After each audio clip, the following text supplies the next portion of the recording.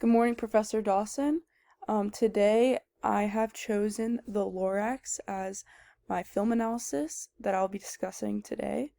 Before I get started on talking about more of the summary of the movie, I want to discuss why I had chosen this movie in particular.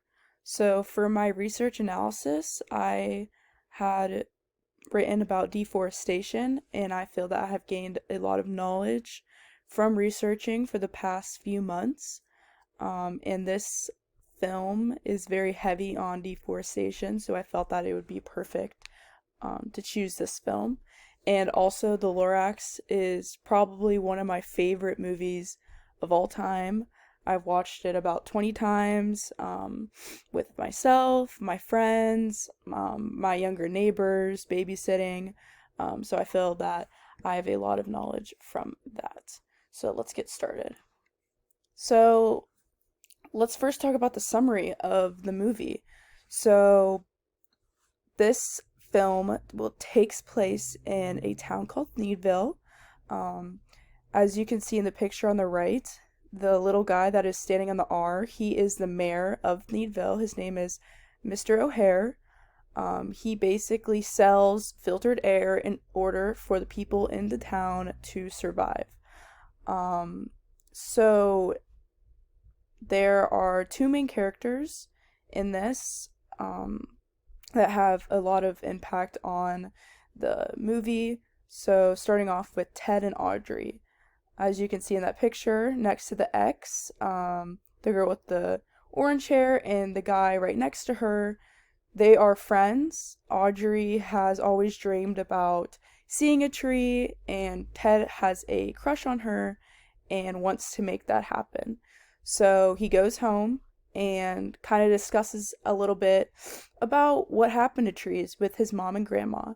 His grandma ends up telling him that only one guy, and if you want to know, there's one guy that knows everything that happened, and his name is the Onceler. So grandma tells Ted where to go, where to find him, and he will get his answers from there. So Ted leaves town to go find the Onceler. Leaving town is not allowed. You have to stay in town, and Mr. O'Hare finds out about this. So he sort of kind of keeps an eye on Ted to make sure he's not doing anything he's not supposed to. So once Ted found the Onceler, he wants to buy a tree, get a tree, and the Onceler says, "I'll let you have a tree, but you need to listen to the whole story." So the Onceler goes into detail. This is kind of sort of a skim of what had happened. So the Onceler, when he was a young man, he had left home because he wanted to change the world. And he wanted to find the perfect material for his invention.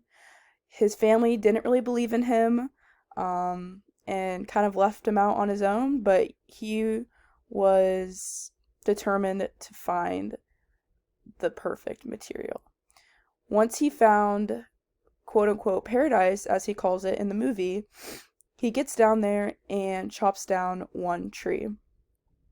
When that happens, the animals that live in that area was terrified. They've never seen anything like that. They didn't know what to do, and the Lorax came down and told him he needed to leave. And he didn't. He ignored him, and he went into town to sell his Thneed, and it ended up being a huge hit. He came back to quote unquote paradise, and this time he had tons and tons of customers. He saw the potential that the trees had and that he can make a lot of money off of it, and he ended up cutting every single tree down in the area. He didn't care about the animals that lived down there. He didn't care about the Lorax. All he cared about was the money. And that ended up leaving him with absolutely nothing by the end.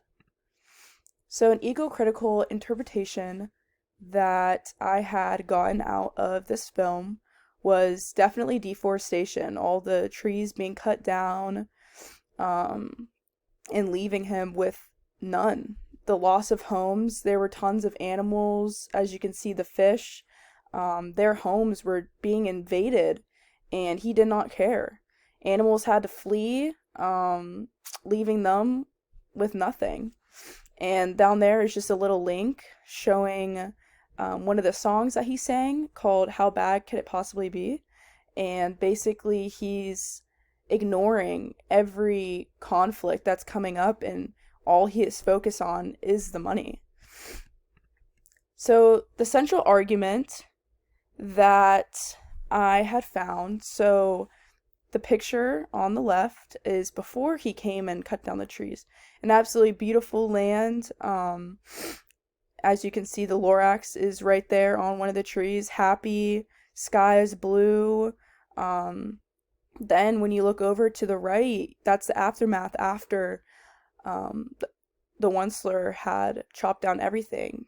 Sky is gray, no trees, no water, no animals in sight. Everything is gone. And this is what the animals had to go through while he was trying to make his invention big. And it did become big, but by the end, there was nothing left. And it shattered all of the animals' hearts, and it made them sad, and they wanted to stay, but they couldn't. The conditions were terrible. And by the end, as you can see, there's no more trees left. And there's already destruction that had came, and there was nothing else you could really do to bring all those trees back. So the problem with deforestation, the water cycle. So when the trees and all the factories were coming up, the water cycle living areas were terrible. The fish had no water that they needed to survive. The air quality with the factories, the air pollution, it left the skies gray and terrible conditioning. And especially just there was nowhere to live for these animals, as you can tell in that picture on the right. The animals are sad. They have to leave. They have to flee from their home that they love and cherish, and they weren't able to stay. So the main argument. So how the animals were affected? Tons of all their homes were just gone. And as you can see, I found a link. That's the link below in an article discussing. This is a quote from it. The Onceler is a symbol for all businesses that are unconcerned about the environment and just care about making money. And that's exactly what had happened. As you can tell in the picture above, that's the Onceler caring about all those stacks and stacks of money and not having any feelings for those animals that had to go through that. So what should the film done better? So personally, I feel like the film had an amazing sort of replica of how it converts to the real life, and it shows covers the relationship between the land and the animals. As you can tell, and just in that picture, all those animals in there, the birds and everything, even too, are happy. They're loving where they live, and their relationship between that is just so powerful. And the Onceler did not listen to what who was telling them, how the Lorax told him he needed to leave, and he did not listen, and it ended up resulting very, very negatively on those animals. And once he made those decisions that he wanted to cut down all those trees, he couldn't go back. What was done, and he had to live with those consequences.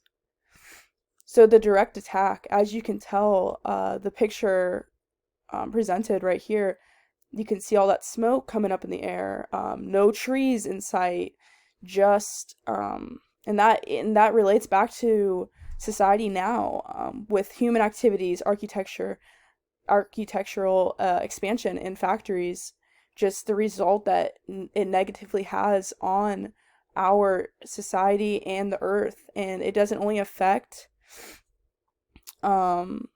the air, but it also affects the animals that live there, and it leaves them with absolutely nothing. So this is just sort of my works cited page that I had found, but um, yeah, I just feel that the Lorax did a great job sort of showing that people can get caught up with all that money and not care about what's around them and the future that it's going to impact on these animals. But yeah, thank you so much.